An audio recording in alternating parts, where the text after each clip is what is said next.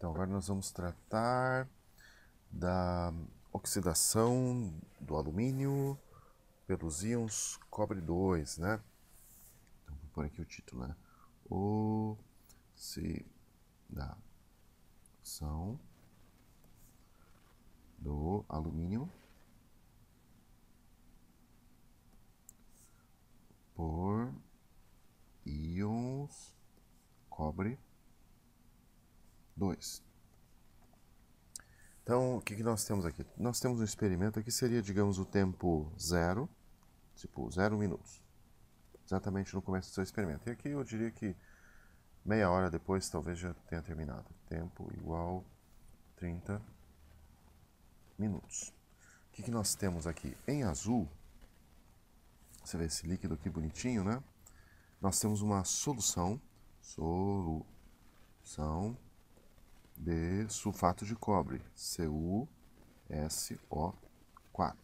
Vocês já viram dissociação iônica anteriormente, tem videoaula, acho que é lá pela 17ª, 18ª videoaula lá da playlist básica, vocês têm, falam sobre dissociação. Então, numa solução de sulfato de cobre, você tem, além da água, você tem os íons cobre 2, aquoso, e eu vou pôr mais aqui, eu vou pôr o E.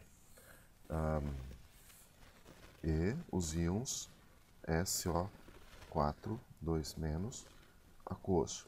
O sulfato está aqui, mas ele está, digamos assim, como um íon espectador.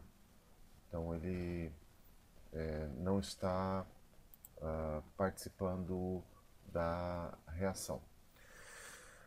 Então nós temos uma solução de sulfato de cobre, uma solução azulada, o que dá a coloração azulada a essa solução é a presença de íons cobre 2. Aí, nessa solução, foi mergulhado uma fita de alumínio. Então aqui, ó, você está vendo a fitinha aqui, bonitinha, ó, com aquele brilho metálico característico. Então nós temos aqui alumínio metálico.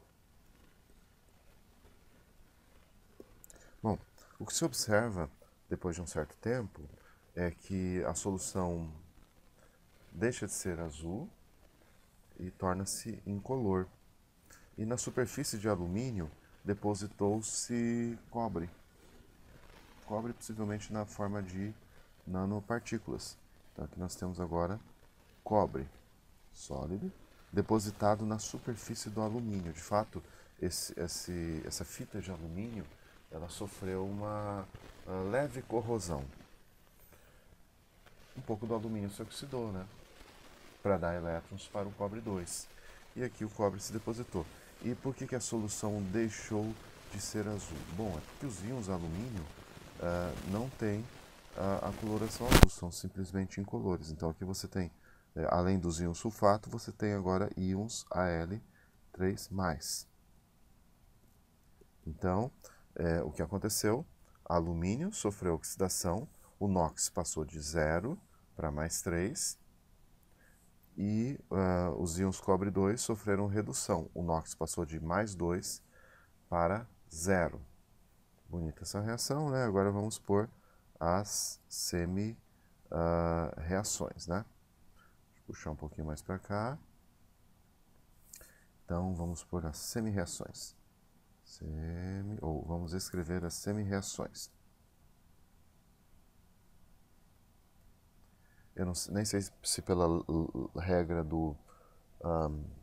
pelas novas regras da língua portuguesa, que já tem uns 15 anos, se esse hífen permanece. Antigamente nós escrevíamos oxi-redução, com um R apenas. Hoje em dia nós escrevemos oxi-redução tudo junto, com 2 R's. Então vamos primeiro por aqui a redução. Bom, acontece que quem sofreu redução foram íons cobre 2. Então você tinha lá íons cobre 2, aquoso. Cada íon cobre 2 ganha 2 elétrons e se transforma em cobre sólido, né? Cobre metálico. Então passou de mais 2 para 0. E nós temos a oxidação do alumínio. Oxidação.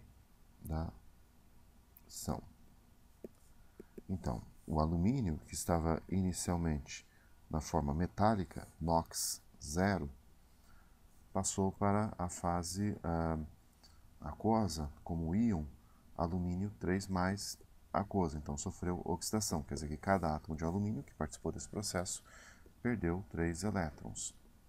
Agora, o detalhe: o número de elétrons recebidos pelos átomos de cobre tem que ser igual ao número de elétrons perdidos pelos átomos de alumínio. Então, nós vamos ter que multiplicar essas duas equações por números diferentes para igualar esse número de elétrons. Então, deixa eu pôr aqui uma forma bonitinha. Então, aqui nós vamos multiplicar esta primeira equação aqui por 3 e a segunda equação por 2 para igualar esse número de elétrons. Vamos ver que vai dar certo. Ó.